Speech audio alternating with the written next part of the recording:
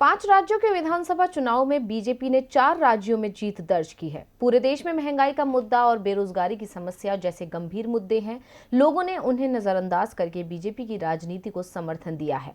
आखिर जनता के किन मुद्दों पर गौर फरमाते हुए बीजेपी को वोट दिया, देखिए ये रिपोर्ट। हाल ही में हुए 5 राज्यों के विधानसभा चुनाव में बीजेपी ने 4 राज्यों पर जीत का परचम लहराया। यूपी में बीजेपी ने 250 से ज्यादा, उत्तराखंड में 45 से ज्यादा, गोवा में 20 और मणिपुर में 32 सीटों पर जीत दर्ज की है। ये चुनाव के नतीजे कई मायनों में बहुत अहम हैं, क्योंकि इस चुनाव में विपक्ष मजबूती के सामने बीजेपी के सामने खड़ा था। विपक्ष ने बीजेपी की सारी नाकामियों को बखूबी उजागर करने का काम किया था। विपक्ष ने महंगाई, बेरोजगारी से लेकर किसान आंदोलन, आवारा पशुओं की समस्या, कोरोना की दूसरी लहर में फैली अव्यवस्था से लेकर तमाम तरह के मुद्दों को बीजेपी के खिलाफ उठाने का काम किया था। लेकिन चुनावी नतीजों पर नजर डालें तो ऐसा लगता है कि इन मुद्दों का चुनाव पर कोई खास असर पड़ा ही नहीं।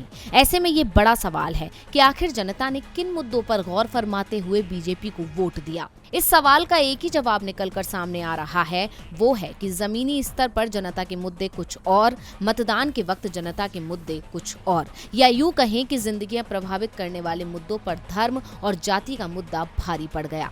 इन 5 सालों में बीजेपी ने एक हिंदू वोट बैंक तैयार कर लिया है।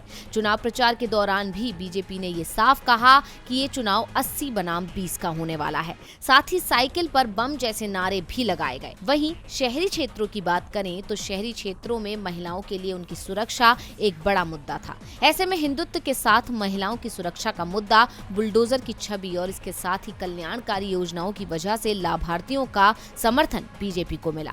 बीजेपी ने एक रणनीति बनाई और रणनीति थी विकास की। चुनाव से पहले बीजेपी ने अपने कामों का बखान बखूबी किया। बीजेपी ने हर परियोजना जनता को समर्पित की, भले ही वो काम आधा अधूरा ही क्यों ना हो। 2022 के चुनाव में बीजेपी की जीत का एक बड़ा कारण फ्री का लॉलीपॉप भी है। केंद्र सरकार ने कोरोना में फ्री राशन वितरण का ऐलान किया था। इस योजना को मार्च 2022 तक पूरे देश में चलाया जा रहा है। यूपी के सीएम योगी आदित्यनाथ ने इस योजना को आगे बढ़ाने का फैसला किया।